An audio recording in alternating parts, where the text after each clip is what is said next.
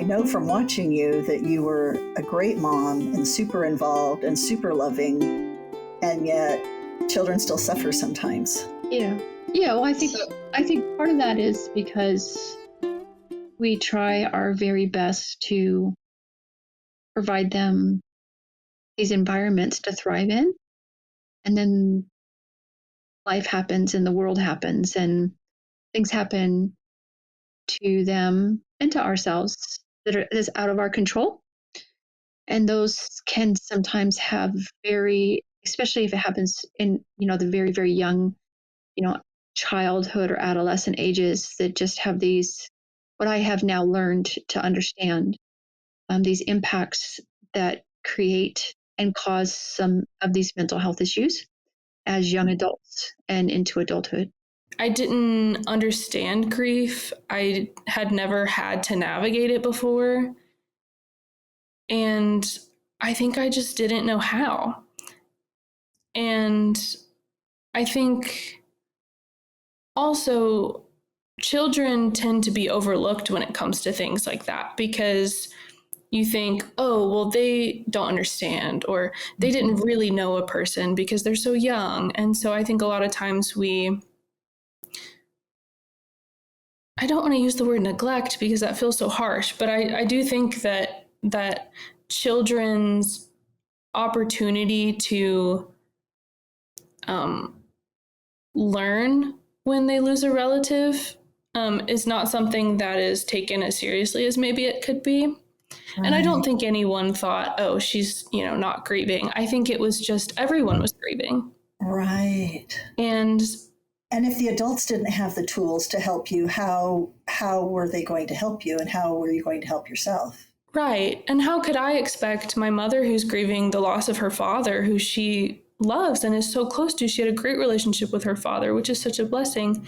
She's grieving him, and she needs to be able to do that. And so I can't really expect her to take the time to sit down with me and try to talk through that with me. I'm sure she totally could, but I don't think she should have to, because she's also grieving, and that's her first time losing a parent. Right. The difference is that you're still a child, right? So now as an adult, you can look back and have compassion for your mom and for you as a child. But what does it look like when a child is overlooked during a period of grief? Can you describe that? I think for me, in that particular experience, I never felt overlooked at the time because it was something we were all going through together. My mom and my grandmother and my aunt, everybody was there. Everybody was there for each other. It was kind of just like, like Christmas, like, oh, we're all together at the house, but just for a totally different reason. And everyone's sad and everyone's feeling it. But again, as a child, your attention span is a little bit shorter. And I think I was able to kind of like move on for periods of time and, go find something to entertain myself or something. And so I think I didn't really realize I was being overlooked,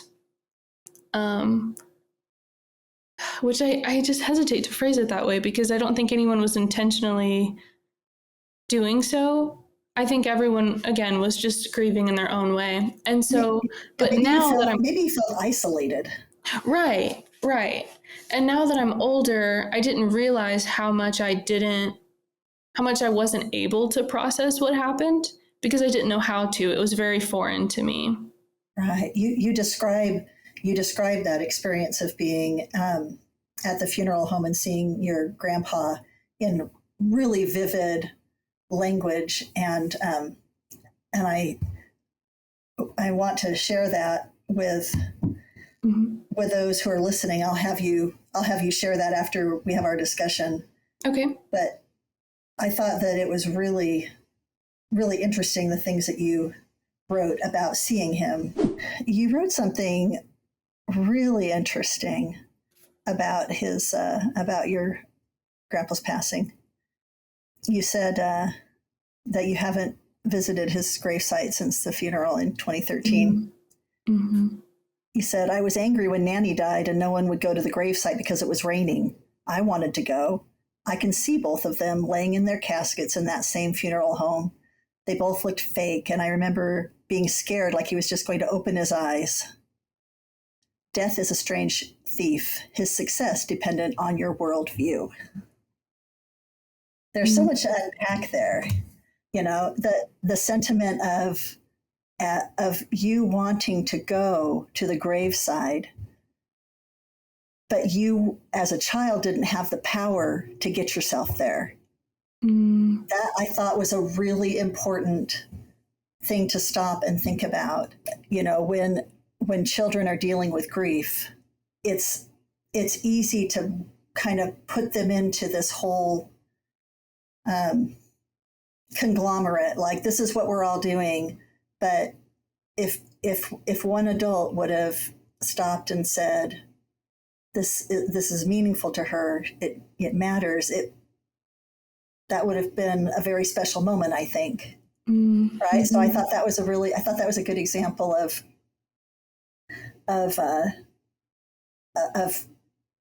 how important it could be to listen to a child and their thoughts and their words surrounding an experience. And then the description, it's true, when you're around a deceased body, it's kind of weird looking.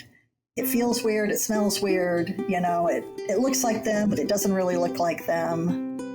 And it can be a little jarring.